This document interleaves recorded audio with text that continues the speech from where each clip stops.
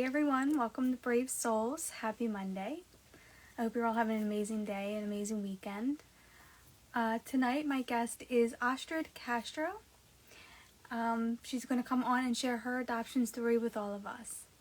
So, Astrid, as soon as you join in, request and we will get started. Hi, Kevin. Here she is. Word to the mom. Hello.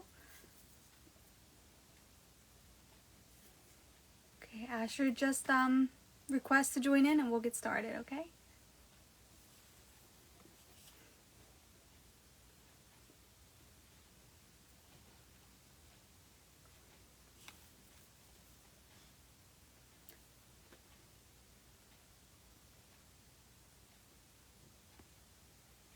Sending her a request.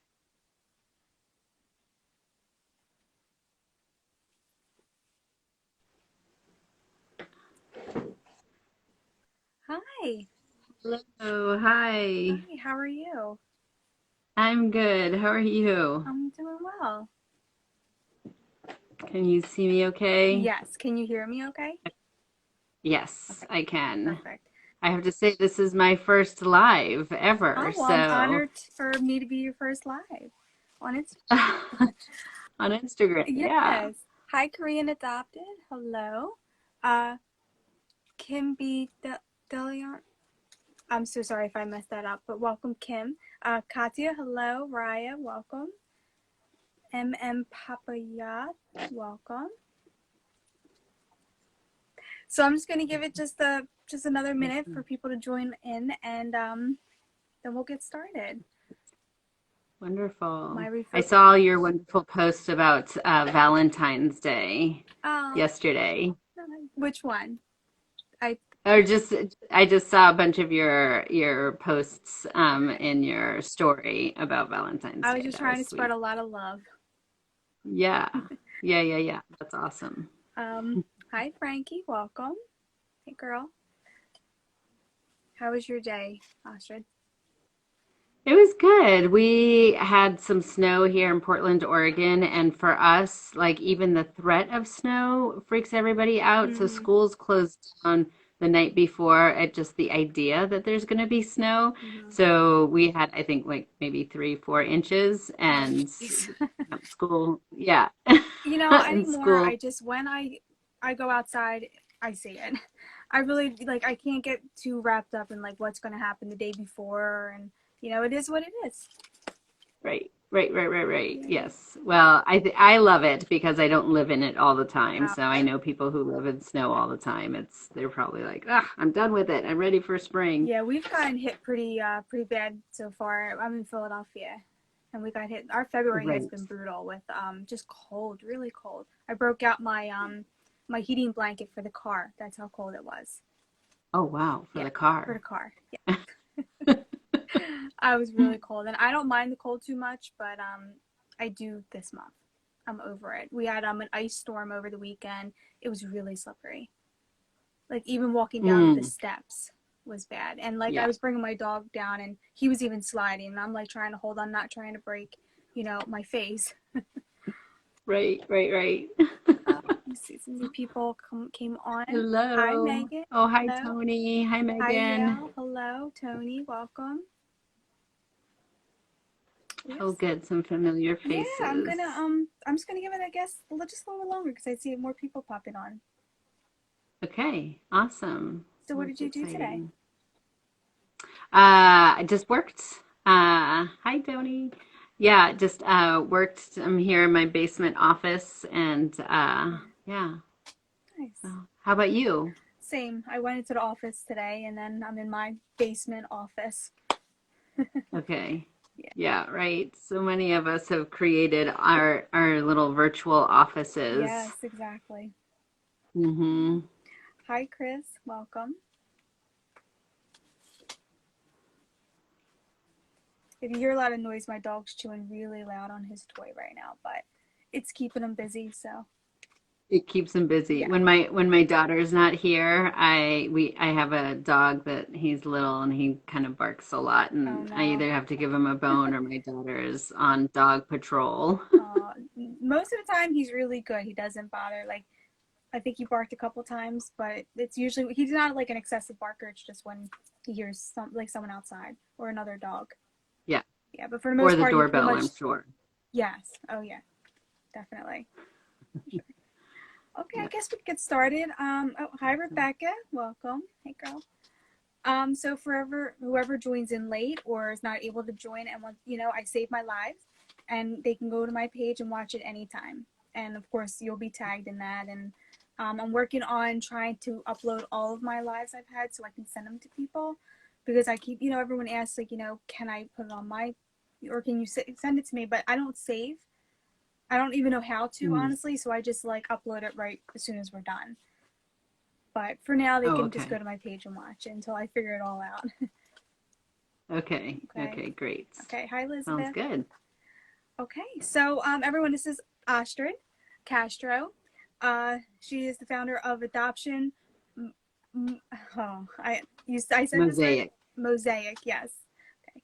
Yeah. But first, Yeah. we're going to go into a little bit of backstory of your adoption, and then we'll lead into your passion. Okay. What you work on. Awesome. Okay.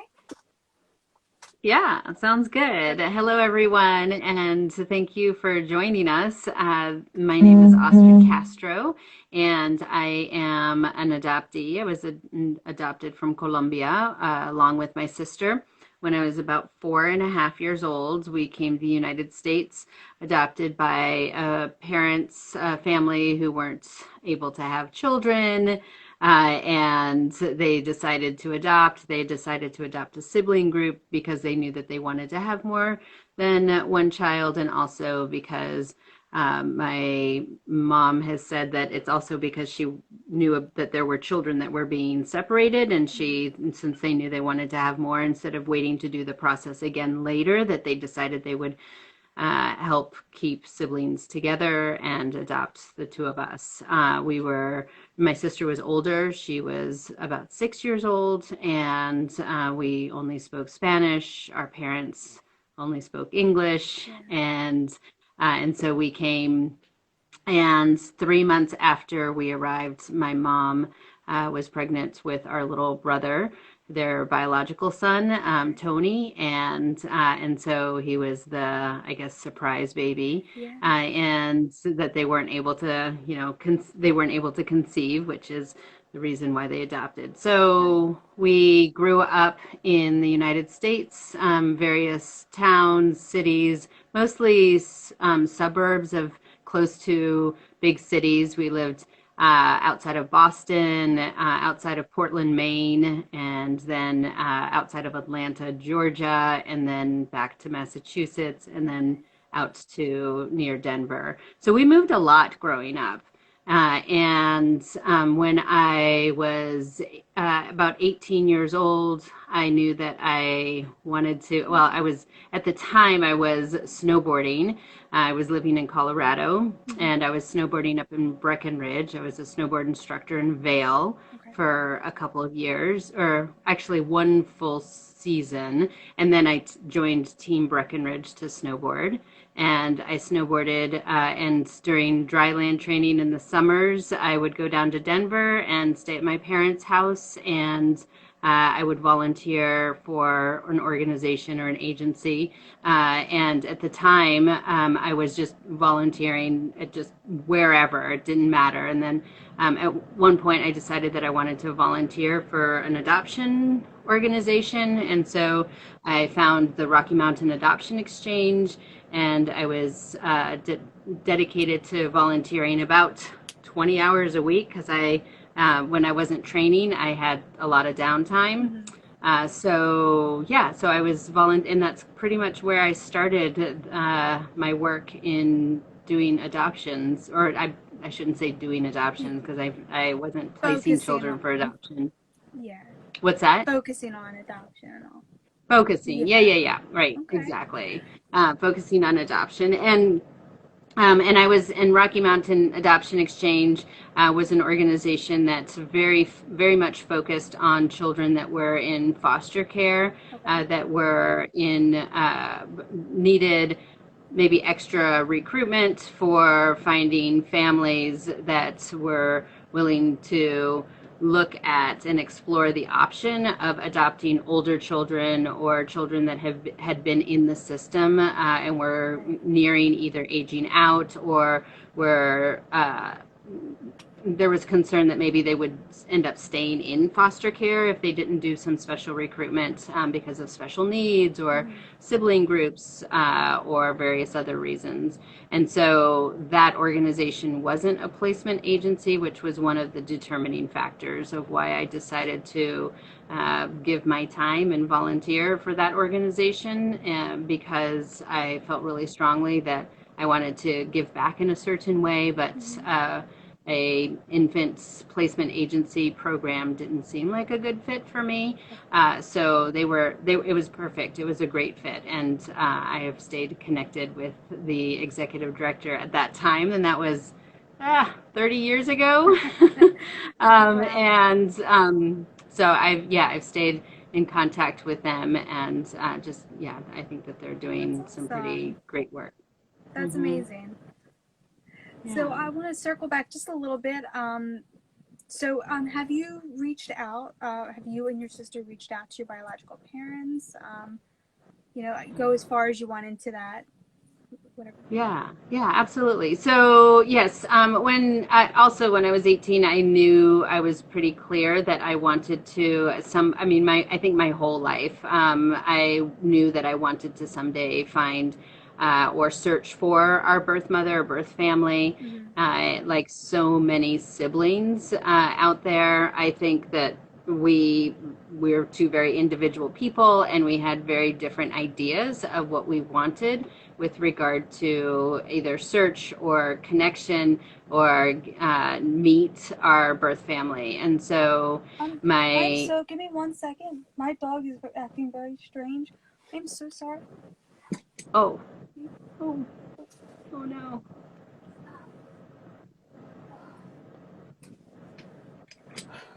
I'm sorry. He was laying Is on he the okay? ground with his face to the floor, and he was like breathing Yeah. very weird. So I thought he was having trouble breathing, but he Oh, was trying. He is was he getting his okay? toy. Yeah. Okay. I'm so sorry. Please continue. That's okay. It But he's scared me for a okay? second. He looked like he wasn't breathing. His Oh, face that's was scary. directly to the floor. Okay.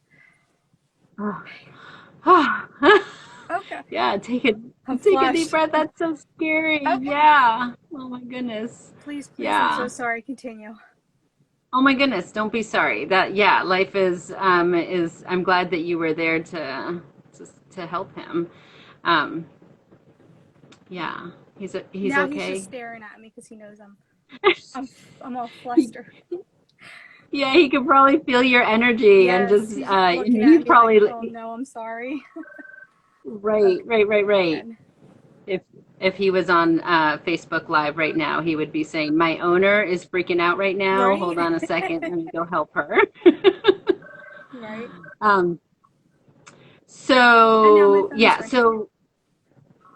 so basically, my that's totally fine. It's not So chaotic, I promise. my sister, that's fine. My sister and I are just very different people, and have very different needs. And when it comes to adoption and talking about adoption, or wanting to do a search, or growing up and having lots of questions about adoption, she did not. Mm-hmm.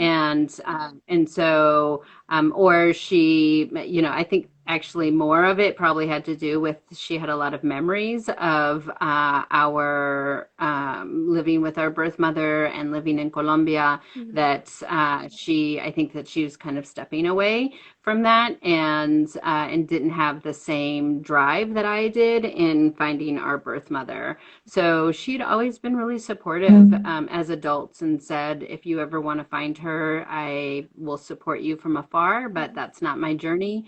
I don't want to do that, and I wish you the best, kind of thing. And Yeah. I remember feeling really torn because feeling like, but what's going to happen if I actually find someone? Like, if I find somebody then you're forced into thinking about these things, Right. or maybe even forced into feeling like you have to have a relationship with somebody that you're really clear right now that you don't want to. So Right.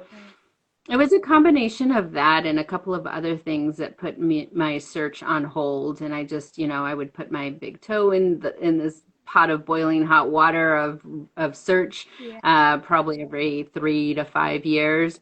And then I would stop. And that whole process took about 15 years before my daughter, who is now 18, she was, I think, 11 at the time. No, she was, because we're going on our 10-year anniversary of meeting Carmenza. So Okay. she was 8 when we went to Colombia, and she was the one who said, "I really want to go back to the town."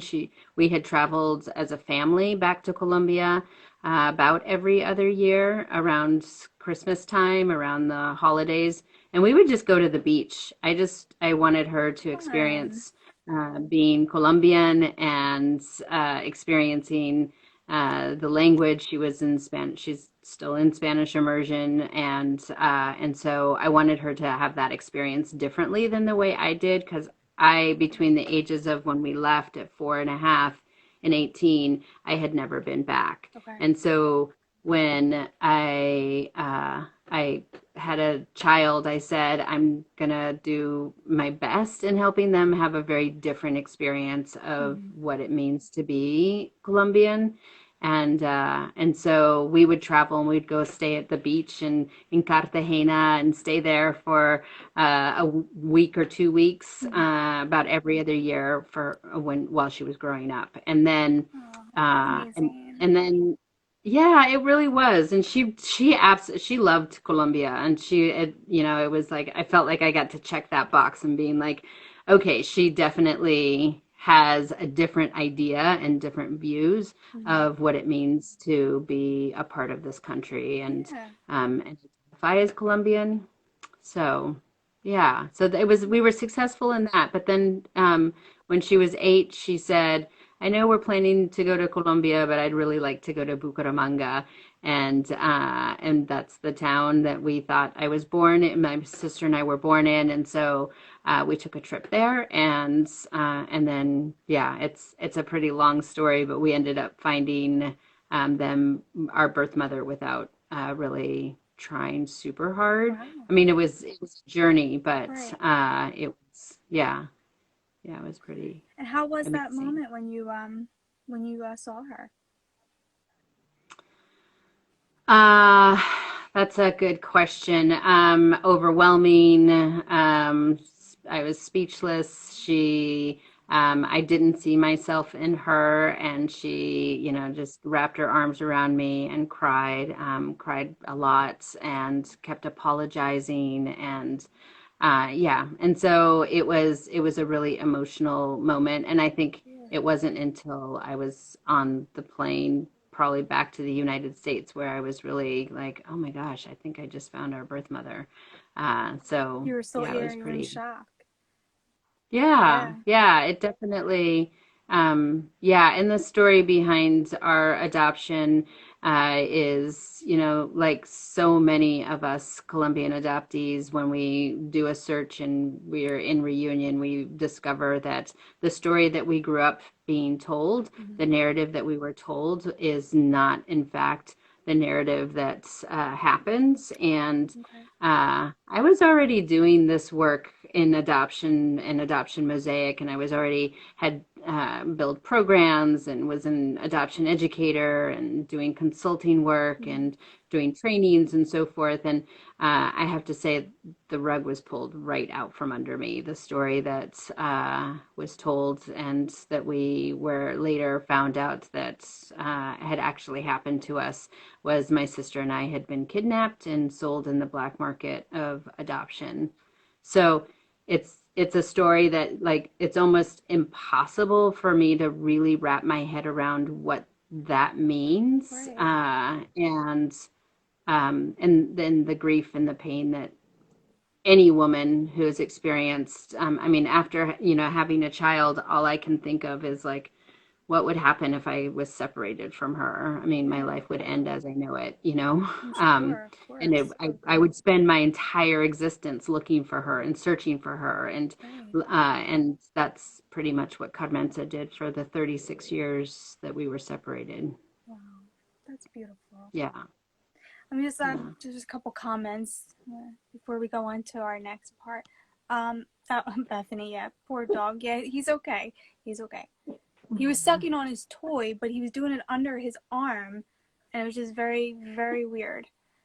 I've never seen him do that before.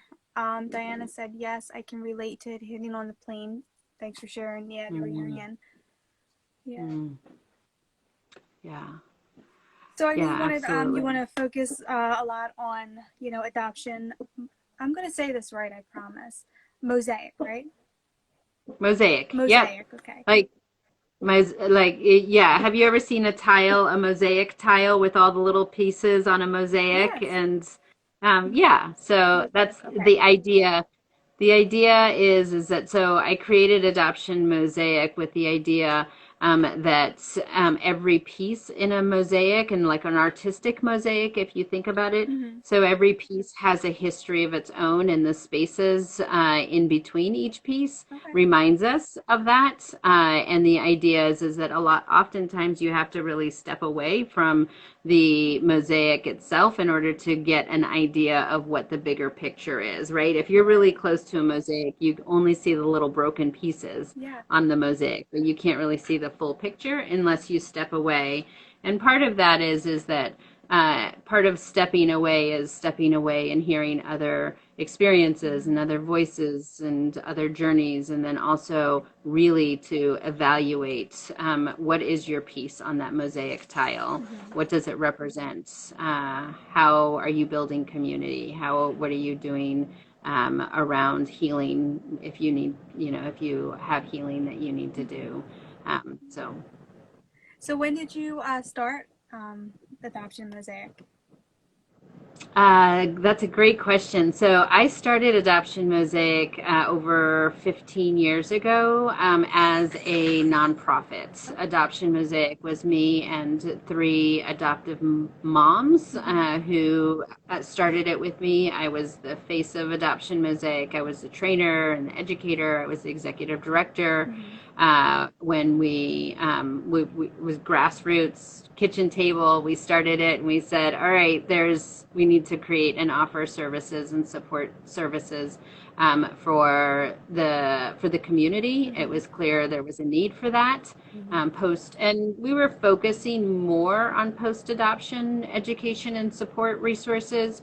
And I was specializing in transracial adoption education and support. And so we were serving a lot of adoptive parents Mm-hmm. who had adopted transracially, some pre-adopt parents, but mostly post-adopt families, Okay. and mostly the parents. And so offering all day or 6 week long classes or all day classes, and then I after 10 years of running Adoption Mosaic, as the executive director, I was finding myself putting a lot of time and energy into chasing grants and Mm-hmm. running fundraisers and creating opportunities for people to get involved. But we weren't doing the programming that I was really excited to still do. I didn't feel like I was done doing programs. And we were such a small organization that we weren't able to bring in the funding to be sustainable. Okay. And so we closed up shop. We brought this. I like the image that I have in my mind is we were a ship and we were in the middle of the ocean and we had this decision making that we had to do, and Mm-hmm. this was either we just stay out in the ocean and keep doing this work and keep trucking along, or we bring the ship up to a bay and we make a museum out of it, and and as opposed to being in the middle of the ocean and having a shipwreck and having nothing to show for the Right. amazing work that we had just done for 10 years. So, Yeah, that's a great so way of that's what looking we at did. it. Yeah, and I think a lot of nonprofit, small grassroots organizations, we have a tendency to. I mean, in some ways, it was like my child. I was like, I created this. I Yeah, dedicated 10 years of my life to it, working 70, 80 hours a week to try and to keep it sustainable. And I think that a lot of us have a hard time letting go of that of for course. very logical reasons, right? Yeah, for sure. That is Um, strong leadership. Absolutely. Yeah. Thank you. Yeah, thank you. I'm not super good at like reading the No, comments it's as okay. like That's I'm why I'm reading talking. them out to So you as well. I love it. Thank you. Thank you for reading That them was to from me. Korean Adopted. Thank you. That's awesome. So yeah, so we basically decided that I was going to retain myself Mm-hmm. personally. I was going to retain the name Adoption Mosaic because I had thought of it and I really liked the name and that I Yeah. knew I was going to continue this work, but in a different capacity. And so we decided that we were going to take a little bit of a break from the name as we were transitioning. So I then started Astrid Castro Consulting, and I did that for about 4 to 5 years. Mm-hmm. And then it was time. It was clear that it was time to launch Adoption Mosaic. So I was going to launch it in the November before, so 2019, Okay. November 2019, during November Adoption Awareness Month, Okay. right? Yes. And so my plan had been to launch it then, and for whenever you're launching anything, nothing, or building a house or doing anything, right? Mm-hmm. The Nothing schedule goes right never, on cue. Nope. no, exactly. I know. So it was clear it wasn't going to happen in November. And so I said, okay, well, let's just push it back to the new year. Mm-hmm. And in the new year, our website wasn't quite ready. So we said, okay, we'll push it back a couple more months. So pretty much COVID happened. And I had a friend of mine who was a new friend at the time. She was a Zoom expert and she lived in Kentucky. And some of your listeners might know who she is. Her name is Brooke. She is one of the people who helps me now with the We the Experts Are Adoptee speaker series. And she said to me, "Weren't you going to start Adoption Mosaic?" And I said, "Yes, but I'm just going to wait till this all blows over." And she's like, "No, no, no, no, no, you're not. You need to just go for it. I'll help you with the Zoom part of it. I know how to navigate that." So so that's what she did. She Are you helped talking about me. Brooke is in Step into Bravery? Brooke? Or is it a different Uh, Brooke? I step into bravery. I don't know that, Then and maybe maybe it's it a is different this. Brooke. Yeah, she's Okay. not an adopt. Or no, she is. She's an adoptee and she's a birth mother. Okay, then no. It's a different Brooke. No. Yeah. Okay, yeah. So she's been on the panel for us Okay. as well. So she just really encouraged me, and she was like, "You could do this. I will help you with the Zoom part of it." And so we decided to go ahead and launch the website. And so Adoption Mosaic LLC Mm-hmm. is has been going strong since March of last year, late Oh, February, early that's March. Yeah, wonderful. yeah. That's Thank you. that's awesome. See, sometimes you have to take a step back and just like look around and just gather everything, and you'll know when it's right again to start again, I guess. Yeah, yeah, Yeah. absolutely. It's kind of like that idea, that image of stepping away from the mosaic and taking, a look at the situation from further away. Mm-hmm. Sometimes that makes things clearer For for us. sure. So Hmm. in Adoption Mosaic, like do you offer? Like what kind of support and do you offer? Mhm. Yeah, so still offering the a lot of the same adoptive parent trainings. Mm-hmm. So offer adoption workshops and now I offer workshops for prospective adoptive parents and currently parenting parents. And we're actually just about to launch a empty nesters is what we're calling it, an empty nesters adoptive parents training workshop. I created this along with a woman named Sujata, who is a dear friend, and she's also an adoptive parent, a woman of color, and who came to me several years ago and said, Astrid, I want to support my community. The work that you're doing is really fabulous. I would like to do a workshop on supporting families through navigating the kind of the emotions and feelings of what happens for adoptive parents before they adopt, and kind of like how is the healing process around some of those things. And I thought to myself, I'm not sure that that's really the work that I'm doing right now. And so we spent about a year and a half rolling our sleeves up, meeting and talking and contemplating and writing curriculum. And what it is today is a training that offers parents to talk about what is their journey to adoption, right? Because so many of us live this narrative. I don't know about you. We lived a narrative like so many where it's, yeah, we weren't able to have children, so we called an adoption agency and there you were. We got you. Yeah, my mother, And my mom, my adopted mom could not have any more children. My brother was a miracle baby, uh, and then she really wanted a girl, and that's when they started doing their search, and right, yeah, right. so yeah, Yeah, that yeah. a So, lot of the and case, yeah.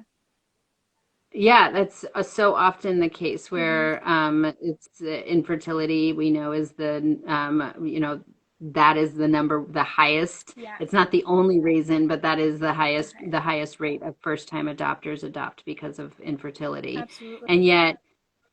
And yet, for whatever reason, our parents, I think the more I think about it, the more I realized actually understanding my parents' journey of how I got to be a part of their family is really critical. And I know that I had a lot of feelings and emotions around like not asking or feeling like there was never a clear answer. Like, why did you pick Colombia? Why did you adopt older children? Why did you Right. adopt sibling groups? Like what I had all these questions and I had no verbal how do I say? I didn't have any verbal language. I didn't have any Hmm. language at all around how to talk about this stuff.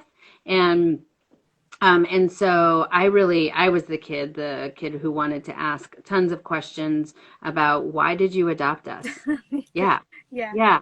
And it's kind of like this is the how am I supposed to feel integrated into a family when I haven't been given the history of why did you guys do this? Exactly. Why? And the short answer of, well, we were infertile, we weren't able to have children, I don't think is enough. I No. think it's like you made some big decisions, huge decisions around siblings, around parenting children that you couldn't speak to, that spoke a different language than you spoke, Yeah. going to a country you had never visited, and not having an adoptive parent or adoption community. Hmm. So yeah, yeah. What, like, I want to know the thought process that went behind this beyond Right. just this happy narrative that exists. So And did now your we have parents give you that the safe place to talk about it and ask questions, or did you feel like you weren't able allowed to, or they made you uncomfortable? yeah.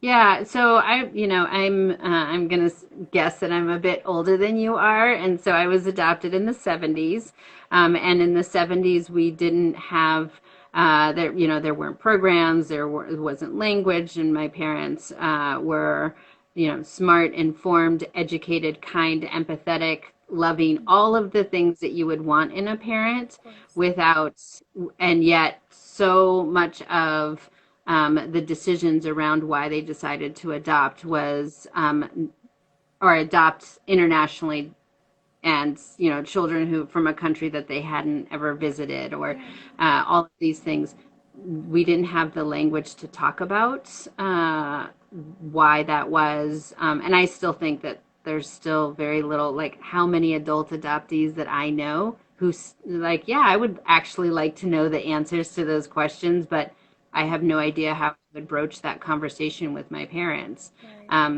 I don't think it should be the burden of the child, No. whether it's the adult child or the a smaller child, to ask those questions. I don't think No. that should be put on the child. However, I We do should be believe that given these answers as we're grow deserve as we grow. absolutely, Yeah. yes, absolutely. So And even that, if they don't have the answers, at least have a direction for us to go to. yeah, You know. yeah, yeah, absolutely, yeah. Well, and I think that, a lot of parents have their own narrative that they haven't been given a space to talk about it and process it. And even, so my parents are attending the very first path, it's called Path to Now. And we're eventually going to be doing one just for empty nesters. So Okay. parents of children who are not living at home anymore, but that maybe there's either struggles or the parents are wanting to get more involved Mm. and figure out how to talk about these things with their child. Yeah. So that's what this class is going to be. Oh, I love that. That's so Yeah, needed. yeah, yeah. I love I, And I then the other, I love these oh, go ahead. communities. No, I love our community, and I love it. Just keeps growing, and there's just so many new tools and resources out there for people. And um, I mean, it's amazing how we just all come together and just make beautiful things happen. Yeah, yeah, Um, absolutely. Korean adopted said adoptive parents were spoon-fed adoption answers and reasons and just accepted those, since it would seem that the adoption industry had already taught or thought about them. End of story. Hmm. Mm. Wait, I'm going to read that as well. Adoptive parents were spoon-fed adoption answers and responses and just accepted those. Yeah. So, I really, I agree. And, I think a lot of parents have not been asked the hard questions, or they have been asked the hard questions and they have no idea how to answer them. Right. And I don't feel like that's fair. How many of our parents are saying, "Oh, you need to find your community, or you have to heal around this, or we want you to be open and we want you to talk about your adoption and how you feel about this and that," and yet they're not modeling to us what that looks like to, heal around whatever or talk about adoption in a way that is that's safe for the adoptee experience or inviting or teaches us vocabulary and so And I forth. think there And is a generational gap too that also causes, like my dad just turned 80, my mom's a few years away from 80, so they're not like very in touch with their emotions, and they're just in that generation where it's like, okay, we have feelings, but that's okay. Like, just kind of sweep them under the rug, and we don't sit around and talk about it. It's just kind of, you just go about your day in a way. So I right. do think like age has a lot to do with it, and lost my train of thought. I know a lot of younger adoptive parents who, once again, have not been given language on how to talk about these things at home or how to decenter the adoptee experience and how to have these And conversations. that's So why there that's should a be workshops, like you said, like where you have like where you can like, when parents want to adopt, they don't just, I always say you don't just take, adopt a child and just go home and then that's it. And then you tell them they're adopted and then your job's done. Like, that's not how it really is. Um, when someone wants to adopt a child, they should have like courses or support groups that they can go to, like, what like the do's and don'ts and what they're getting themselves into and how to emotionally prepare to have an adopted child. Because having an adopted child is not just your child. There's so much mm, history behind that child and so much like more of an identity to that's them right. that you cannot give them. Yeah, yeah, Hi, absolutely. Jen. Welcome. Yeah. Yeah. Well, and I think that there's also the need for uh, a adoption education in the pre-adopt stage seems uh, it's really I think it's really challenging to find a or I let me put it this way. It is, unfortunately, it is rare that I find an adoptive parent, a pre-adopt, prospective adoptive parent that has taken all the classes and goes out there and explores some of these really hard parts about adoption. Honestly, I don't think that adoptive parents should adopt unless they have started navigating the history of what adoption is in this country, what it is worldwide, And what it's like in and the adopted child's eyes, too. right, yeah, absolutely. And What it's educate like in the themselves. Mm-hmm. Yep. Yep. Absolutely. Educate themselves, but also the history, educating themselves about the history of adoption. Like Right. how many adoptive parents that I will train, they are parenting their children, and they've never heard of the orphan trains. They've never heard of the baby scoop era. They've Mm-hmm. never heard of Indian child welfare. They don't know those things, and so um, Yeah.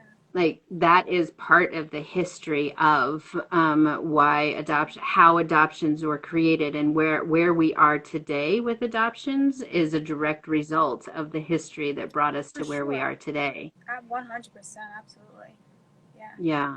And it's a shame. I mean, So it. Like I said, I always say, like, I think I've said it so many times in my life before, but it's not just, you just don't adopt a child and then you just take them home. And that's it. And then right. you call them Yeah. yours forever. Like, that's not all, like, you're sugarcoating it. It's not all it's cracked up to be. So, Mm. oh, I hear your dog. Yes. He's somebody came to the door, the winds blew or something like that. Yeah. He's That's amazing. People, Jim said, send them to me for a week before they adopt. I know, Jim. People just think orphanage or adopted, and their thought process ends there. Yeah. mm, People, okay, she yeah. came up twice. Yeah. Yeah. Yeah. And it's interesting because then I have to say two of my biggest cheerleaders. Um, oh, sorry. Two That's of okay. my biggest cheerleaders are my adoptive parents. They have always, ever since I started this work, they have shown up. They fly from Colorado to Portland, Oregon, to when Adoption Mosaic was a nonprofit, to help stuff packets and to do the Aww. fundraisers and donate and be involved. And from I feel like from the beginning they have done that, Yeah. and they're attending all the classes, and they attend the We the Experts, our adoptee speaker series. And Mm-hmm. one thing that I have to say, they're the first to admit, yeah, we didn't get it right. We didn't have the resources. We didn't have the support. There weren't the books there. And yet I also believe, at least for my experience, and I've met lots of adoptive parents where they're not stopping to try to inform themselves and educate themselves. And my parents actually have some pretty strong opinions Yeah. about how they feel about the adoption industry, and being able to. I'm 50, and so And it's just the taken fact us that a they're really aware long of time that means so with much. that. Just the fact that they're aware of that means so much. Oh, I can't hear you anymore. I'm not sure why. You can't hear me? Oh, no, you're kind of inside my. I can barely hear you. Hold on a second. Okay, try now. Can you hear me? No. No, are there other people, or is that just me? Let us know. Can you hear me and Astrid, or just me? Let's see. Let me try. I can Okay, hear you. I can. you can hear me, okay? Yeah. It's almost like I would have to put my head up to the earpiece in order to hear you. Can you? What about now?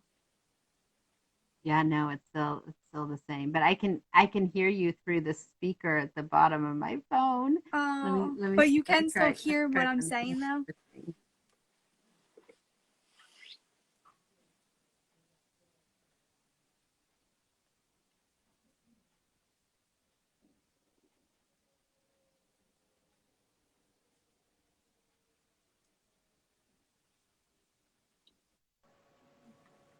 Are you there? Yes, can you hear me now? I can hear you. Oh, good. Okay. Good. And I thought I oh, almost and lost Jim, you for thank a you. second. Okay. Sorry. No, it's Um, okay. It's okay. Um, no, I think we're just kind of going to wrap up in a few minutes. Is there anything, thank you everyone for letting us know. Thank you. Is there anything yes. that you wanted that we didn't get to that you wanted to share before I ask my last two questions?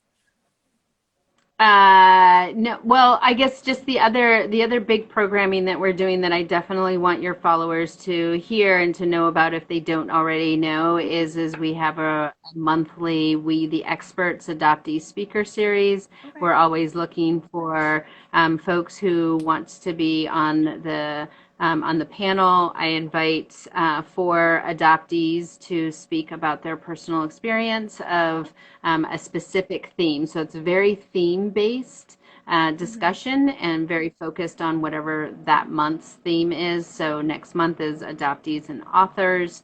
The month after that is foster adoptees and foster care. And so we are always Okay. looking for folks I that do want to have be on that. adoptees that I know that I can forward that along to. Yeah, I'll send you we have the whole year planned out of every month and every topic that we're going to have. And we're going to have 4 quarterly. We're going to have ally editions. So folks who are the very first ally edition is going to be second generation adoptees. So those of us who have children and what is their experience like having parents, moms and dads who are adoptees, and giving them a platform to talk about their experience. So, yeah, I would love to have your community participate in the We the Experts. For sure. And I will definitely, when I put the live up, I will tag you and I will also include that in there as well. Awesome. Awesome. And And what is thank it you, called again? Kim. What is it? We the Experts, the Expert. adoptee speaker series. Okay. Are Yep. you on, is that Uh, Instagram as well? no, it's on Zoom. There is a registration and a lot of preparation goes into that. It's a 2-hour event Okay. every month. And so, yeah, you can just go over to Adoption Mosaic Instagram page and you see all the panelists, Okay. bios, Okay. and the description of the month, the theme. Okay. Yeah. Thank you, Maya. Perfect. Okay. Awesome. Yeah, I will definitely include that in the description tonight so people can go there and do that. And be involved. Yeah, yeah. Yeah. Yeah, Okay. wonderful. So to Awesome. wrap up, I guess the last two questions I have is what advice would you give to adoptees and what advice would you give to adoptive parents? Hmm. So, adoptees who are listening, I would say my advice is to remember that you're not alone. And whether it's Adoption Mosaic or Baby Be Brave or whatever platform or whatever organization, there is a space for you somewhere.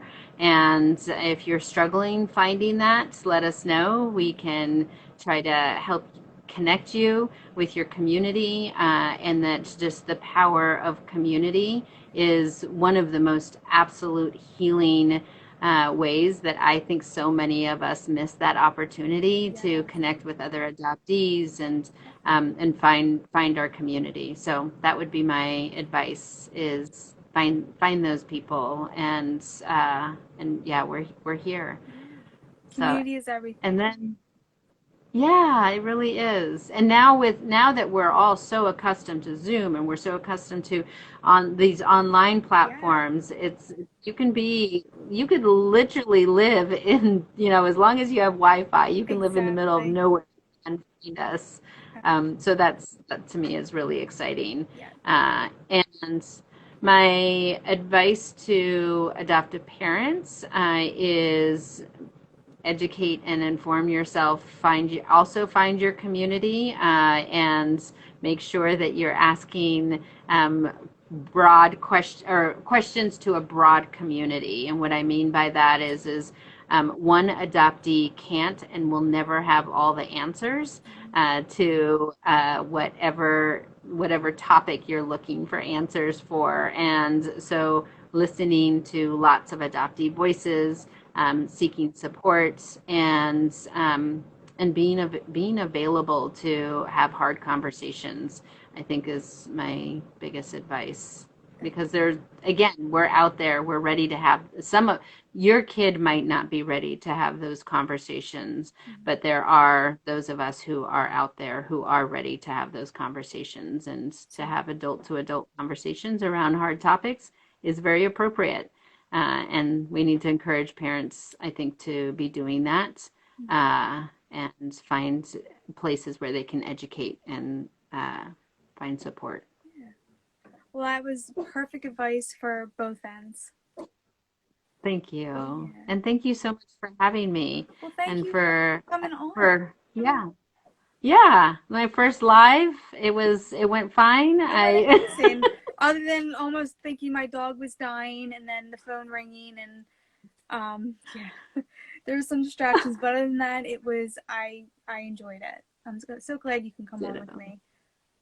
Absolutely. Thank you so much. Yeah, and thank you everyone for joining in tonight and for your love and support and your comments. I will be back next week with, I believe I have 2 or 3 lives next week. So, but you'll see them posted on my page. But for now, go follow Astrid at hold on. Mosaic. Always takes me a second to figure out the word Mosaic. And I will put this live up for anyone who wants to go back and rewatch it, and you will be tagged in it. Okay, awesome. Thank you. Thank and you. Have you a for wonderful everybody night, everyone. Okay. Bye. Bye. Bye. Ciao, ciao. Bye.